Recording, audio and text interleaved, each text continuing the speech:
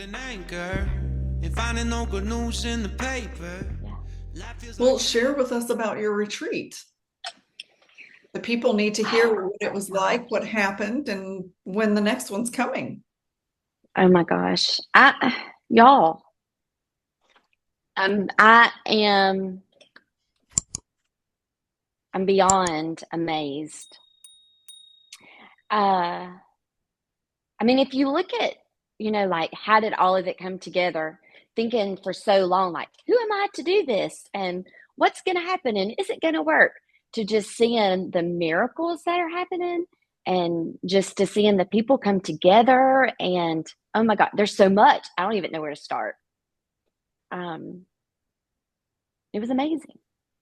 It was more than amazing. We had 10 moms that were actually able to come to the home. We had 3 speakers. We had we had a few people that were not able to attend. And in my past life, I would have just been like, oh my gosh, this is crazy. What are we going to do? And I would have just messed things up because I would have been so stressed by what went wrong. But I just chose this time to focus on what was going well. And I would tell myself, that's okay because this is going good. Like, that's okay. We needed it to happen this way. And so I really tried to shift the way I thought. And I could tell a difference because in doing that, it did go really well. And when somebody didn't show, we just had more room to drag things out. And we were able to dig deeper into the hard things. And to see these women walk in, and the whole time it wasn't about, like this whole retreat was birthed basically because of things I did not have from losing Zach, which was really just that community and somebody to say, hey, is this normal? Or what do you do about this? Or how do you do this? And so when people walked in, it was just like wide eyed. People didn't really know what to say, but at the same time, there was a comfort in knowing that they all knew. Like, they knew, they felt it, and they lived it. And so there was an automatic bonding because you'd been there too. And it's almost like you hurt for their hurt at the same time. And so that was beautiful to see. And we didn't share, it wasn't like, hey, come on in, tell me your story. What happened to your child? It wasn't, I intentionally made it because I did not want it to be about what happened to you, but I wanted this retreat to be about you. And so I wanted these moms to come in and genuinely feel the love because of who they are, not because of who they went through. And so the focus at all was not on their story, which was a little backwards because a lot of the retreats and just talk, it is about their story. But we don't live in our story, we live with us. And I think we have to identify, like, how do you walk into the world being the authentic you without people knowing who you are? And how do you become new with who you are? Because it's not things that we always want to share. And so it made it a little bit uncomfortable, and it kind of made people live in the uncomfortable part of it, and also encourage them to ask if they chose to about other people. They didn't have to.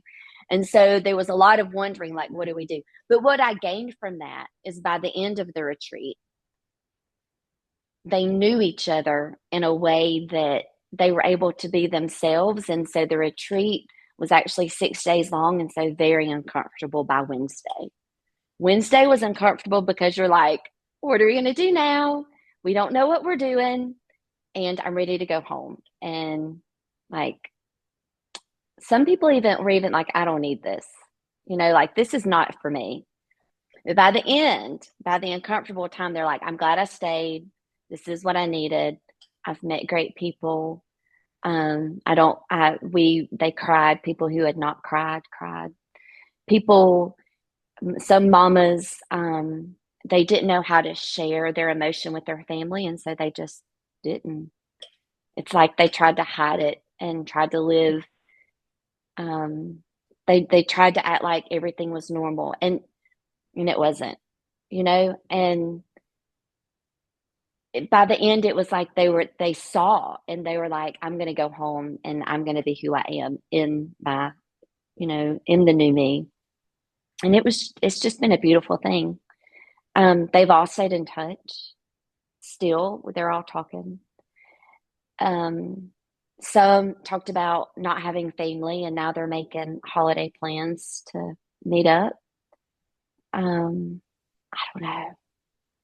It's amazing, really. And I tell you that the part that's breaks your heart is knowing that there are so many people who are not able to be their true, authentic self because they're shoving down the pain, because they think that they are not deserving to take some of that weight off their shoulders, or that to think that you have to be so strong to wear it. Like, I mean, if you've been through pain, I think that's how you come out to the other side, to find your true authentic self. And what Jesus calls you to be is you give it to him. And part of giving it to him, I think, is sharing it with other people.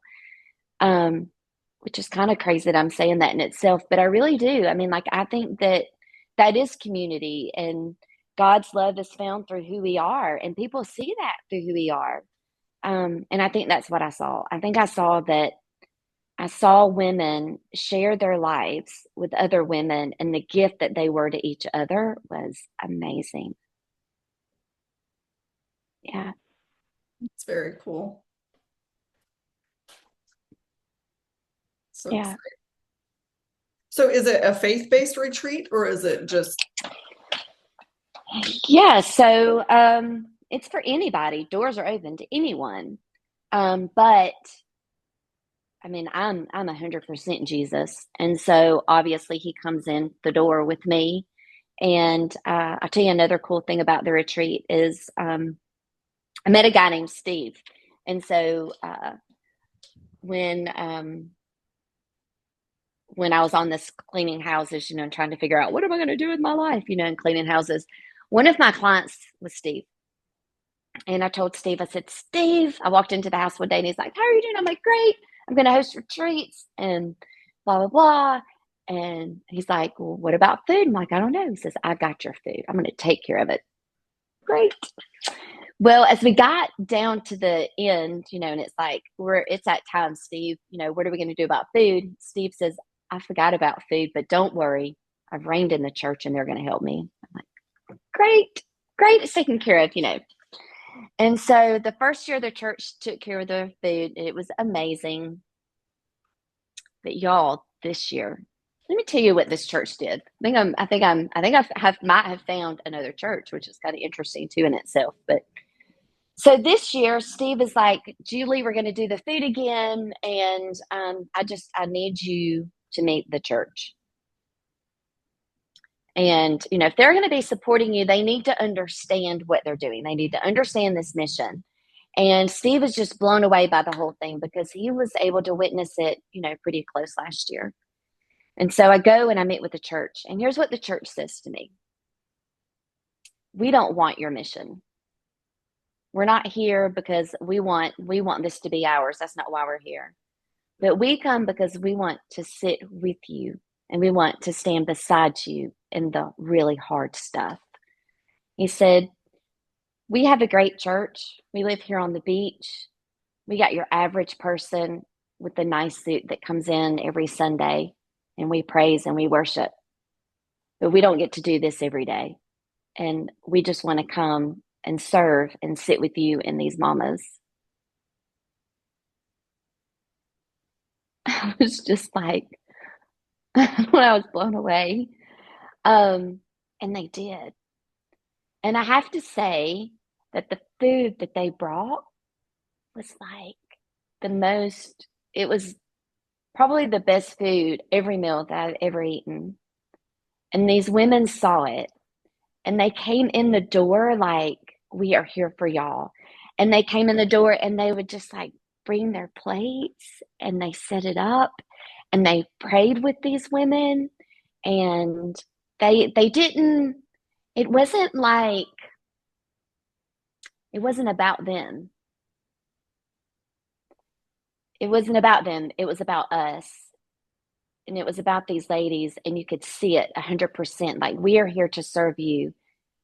I've just never witnessed anything like that before. And then when they would walk out the door, the ladies, the mamas would be like, "Oh, your church is so nice." And I'm like, "That's not my church. I don't know these people. I've never met them before in my life." And they're like, "What?" And I'm like, "Oh, no." And so, yeah, I had never met these people. But yeah, so that was really cool too, to see what a church can do and the impact that they bring and just the community, and to hear people say, "Wow, I'm coming back just because I want to go to their church." And I'm like, "Yeah, me too. Let me know. We'll go together." Um, so that was cool. And I think too, to see the church address hard, like, how are you doing this? Why are you doing this? Yeah. Well, who's the It, church? Give them a shout out. So the church is Redeemer 30A. It's Redeemer 30A, and they're in Santa Rosa Beach, Florida. And what they say is, yeah, we're a church, but we sit in the hard stuff too. Mm-hmm. And a lot of times, depending on what that hard is, it's easy to walk away.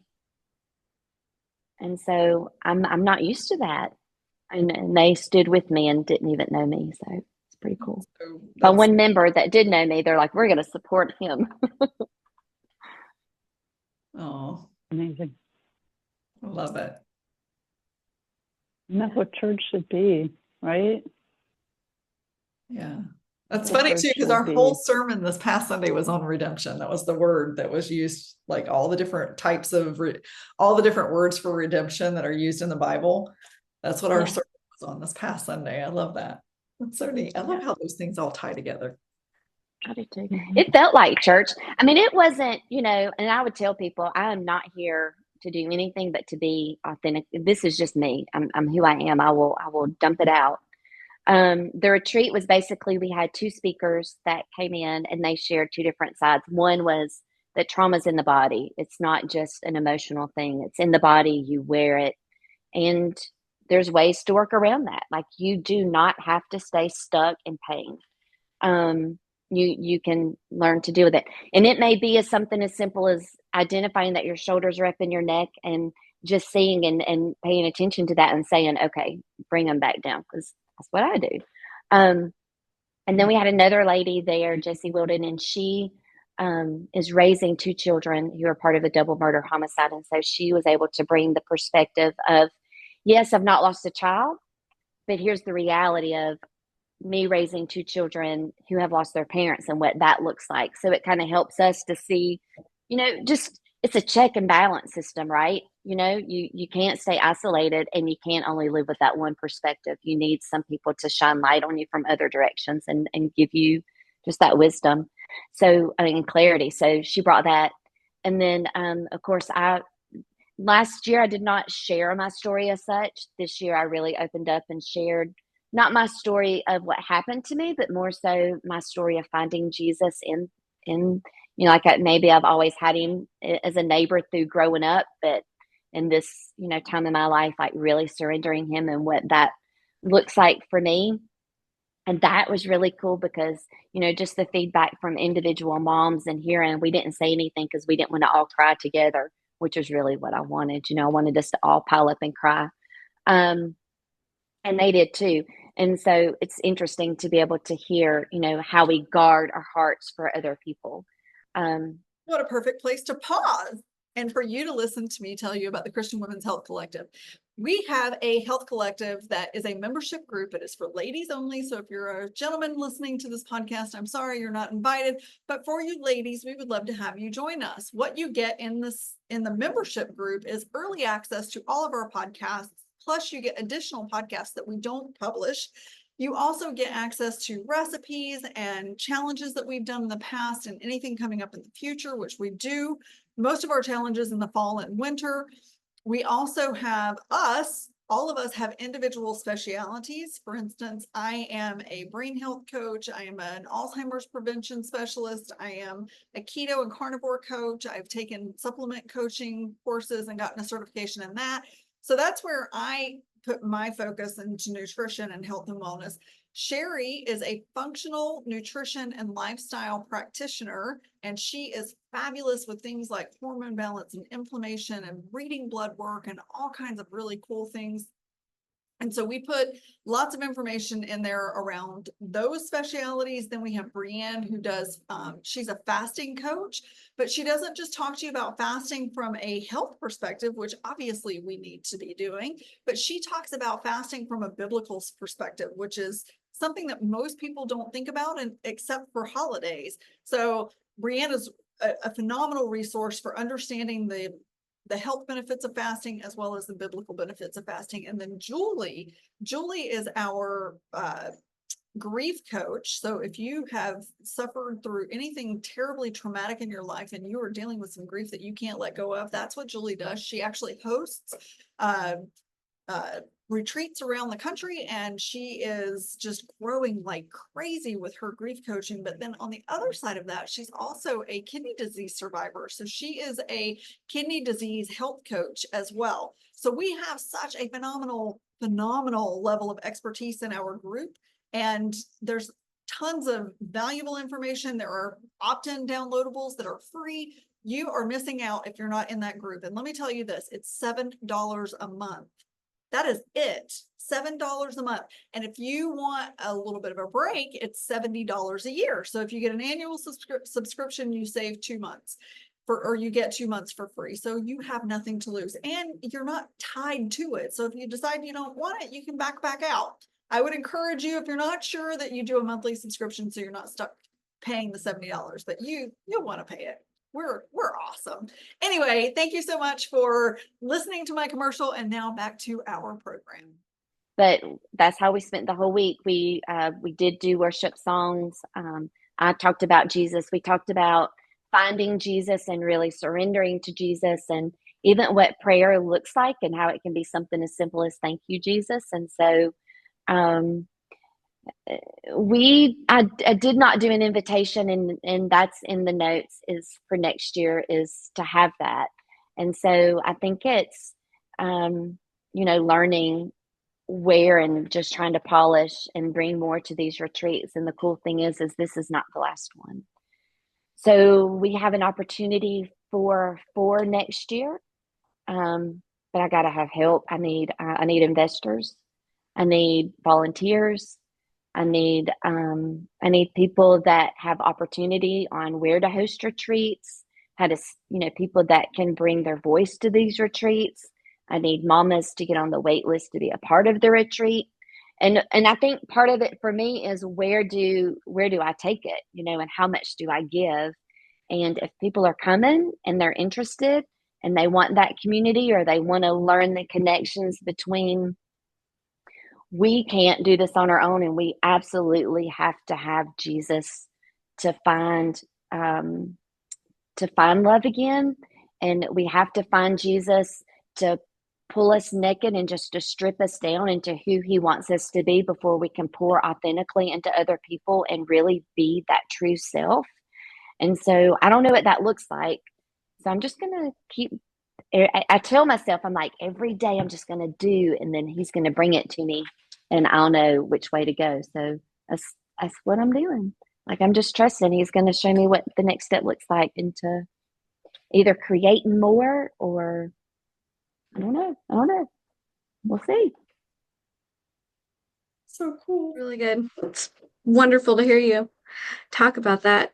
And it reminds me of, the story in the Bible when Jesus comes back and Lazarus is dead and his sisters, and his family are upset. And they're like, if you were here, and he's upset too, obviously, one of his best friends, and he cries with them. Just says Jesus wept, It doesn't say more than that, but he comes back and he sits with them in their pain. Even though he knows that it's going to be okay, he still just sits with them in their pain. And I think a lot of times, I don't know, we forget that he wants to be present in those times. Like you're talking about surrendering. Like, are we surrendering our pain to him and letting him sit with us and comfort us in that?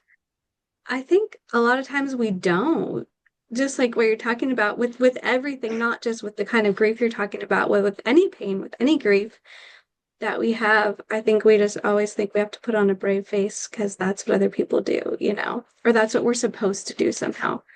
But I love that you're sharing that and teaching these mamas to be able to just sit with him in it and let him heal that and express that and being able to like, I don't know what the right word is, but like incorporate that into just like that's part of me and I have the confidence to move on because Jesus is with me in it. Or not Yeah. move on, but to let that be part of me and who I am and not have to hide that, I guess is what I'm trying to Yeah. say. Yeah. Let But that be my strength. yes, Let and him be that's my the thing. strength. Yeah, when he comes to sit with us in it, then that gives us the strength and the peace and the healing to be able to sit with other people in their pain and Mm-hmm. share Jesus Yeah. with them. You know, Yeah. that's the Yeah. whole thing is to be able to share each other's burdens and Yeah. point each other back to the Father, you know? Yeah. And as somebody who loses a child, like people separate. They try to separate and they try to compare. And even in the worst, they compare. And I've never realized it. I've always looked at it as, oh, well, the worst. And now that I live in the worst, I see other worst. And I'm like, gosh, but at least I don't have that. But there are people who will say, yeah, but mine is worse compared to yours. And I saw that for the first time at this retreat, and that breaks my heart. Because when we compare our burdens, it's like we put a wall to healing our burden because but mine is so bad. Yeah, but what if yours can be a gift? To release that, and your strength is a gift to people. It's not that your trials or what you've been through, but some of these women, I was just like, oh my gosh, like you get dressed in the morning, like you're here, like yeah, I mean you have a story, but lady, because you smile, I'm amazed at who you are, and I don't think people realize like just your ability to do anything is inspiring to some people. I think we just get confused on what that is. And if there's somebody listening, don't get caught up in comparison because I think it really hides your heart. And I think it just puts you in a box. And Ken said something to me which was really, really cool. He said, because I had to speak in front of the church and it was so hard. Oh my gosh, that was so hard. Like I get up and talk in front of hundreds of people about kidney disease. No problem. But when you're up there talking about this and Steve said and your child, and I was just like, duh, duh, duh. I mean, I was just waiting on myself just to like fall out on the floor is really how I thought I was going to do. And I don't even remember what I said actually, but shoot, I forgot what I was saying. You're talking about getting up in front of the church. Well, you said Ken said Yes. something to you. Oh yeah. Yeah, that's right. Ken said something to me. And he said, Julie, so we get back in the car and I'm like, oh my gosh, I can't believe I did, because I'm like, I'm so startled. He said, Julie, do you believe this is from God? Like, do you believe that he has like prepared you for this and set you up for this? And I'm like, I do. I really do. And it was so profound. He looked at me and he said, then you need to start living like it. You need to live in your God strength. And you need to quit acting like you don't know what you're doing because you do, and you're doing it. And I walked home. I got home after this retreat, and I'm just like, I did it. Because I can't believe I did it. I really can't. And I didn't do it. Like, there's no way that I did this. Jesus did it. He gave me the people. He gave me the places. He gave me the things. I did not do this. And I know that if there are people that are hurting, if they will just share that hurt, they will get the same. Because if I had stayed in this house And if I had not told people that I didn't know that I could make it or that I didn't want to live, like I told people, I do not want to live. I do not want to live this life. Then I wouldn't have been able to do these retreats. And that's the truth.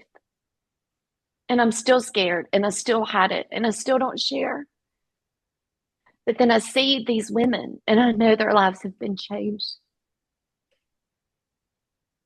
So I'm okay waiting and wondering what he's going to do next because he did this.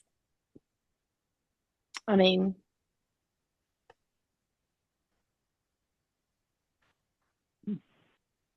God is faithful and very good. yeah, And we're called Yeah. to be Thank bold, right?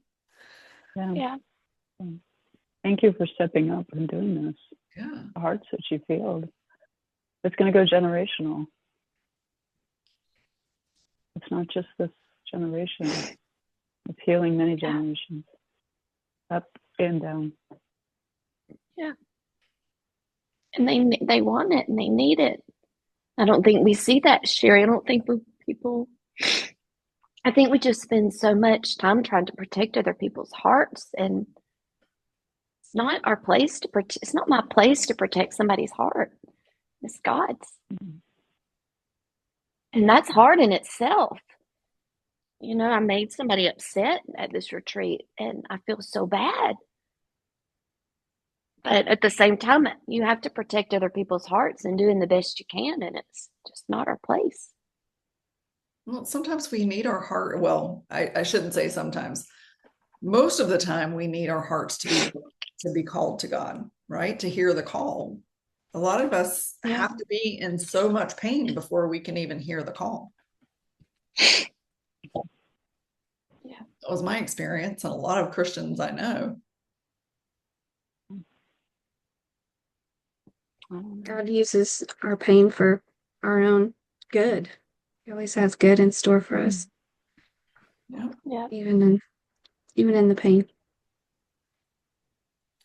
You just keep walking in that path, girl. You are doing big things.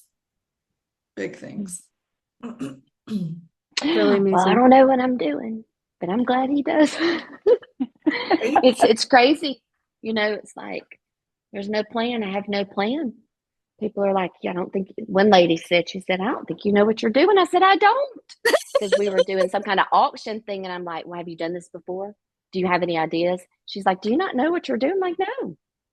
I mean, how do you know what you're doing? Like, and I want to say that too. If somebody's listening, they're like, I have this idea, but I don't know what I'm doing. I'm like, it's okay. Just Do it anyway. Do it. Because I got to tell you, I through the whole conception of these retreats, I didn't know what I was doing. I do now. I do now. Yeah. Mhm. Yeah. You're an inspiration, honestly. Yeah. For to see somebody who is walking with Jesus and following his lead. It's an So cool. inspiration.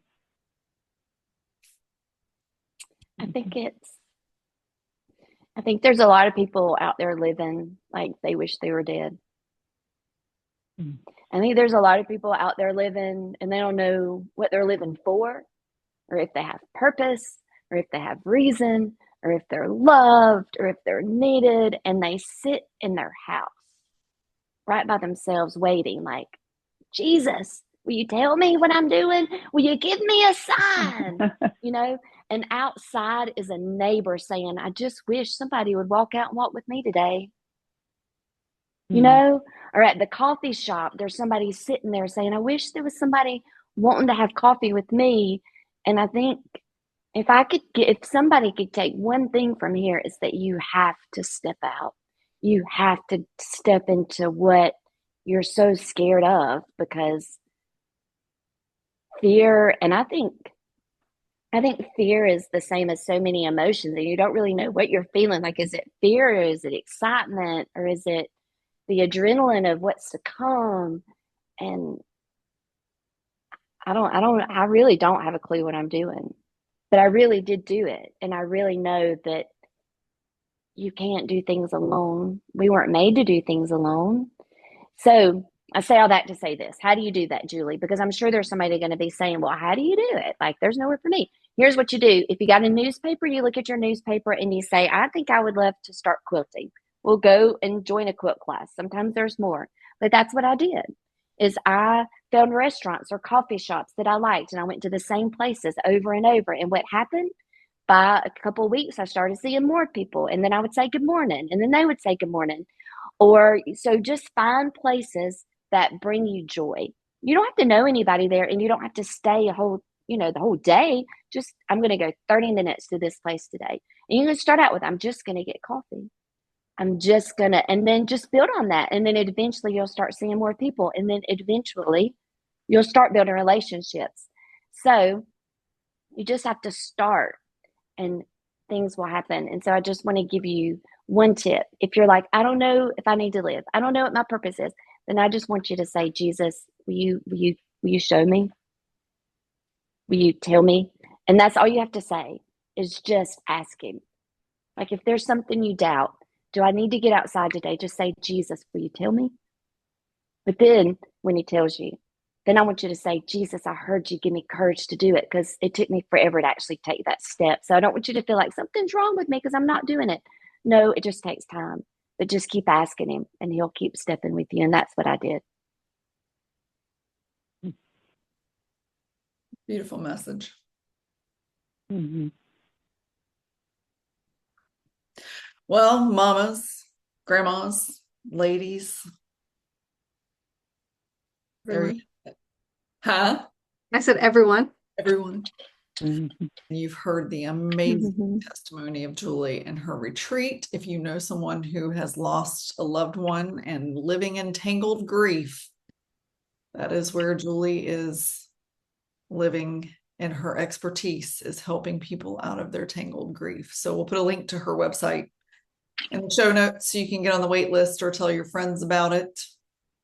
Please share this podcast with everyone that you know and love so that they can be informed of this amazing retreat that's happening possibly 4 times next year. If you know investors who would be willing to share in the uprising of this program, send them our way, send them Julie's way. Again, her website will be in the show notes. And yeah, we'll just keep putting nuggets in our podcasts over the next few months so that you know when they're coming.